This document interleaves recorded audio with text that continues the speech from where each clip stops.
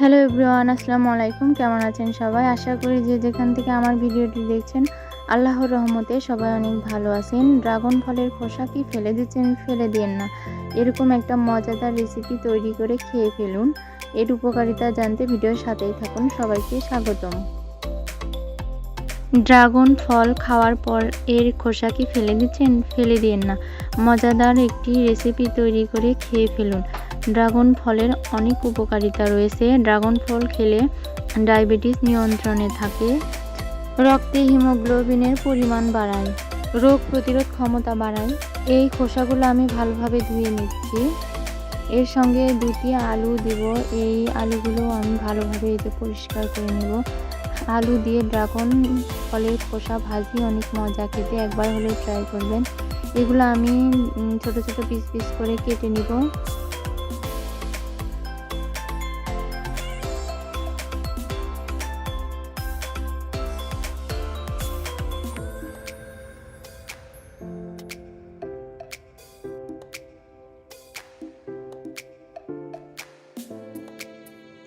আলুগুলো আমি ছোট ছোট টুকরো করে কেটে নিয়েছি।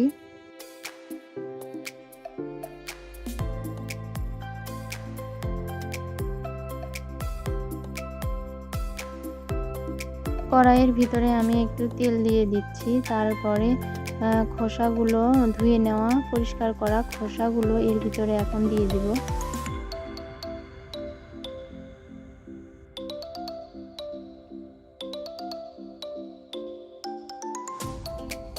দিয়ে দিচ্ছি হলুদ, তারপরে একটু লবণ দিয়ে দিচ্ছি, পরিমাণ মতো লবণ।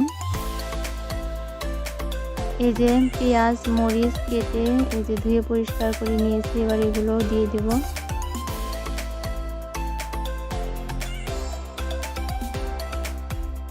এবার ভালোভাবে ভেজে নিতে হবে যেন সবগুলো সিদ্ধ হয়।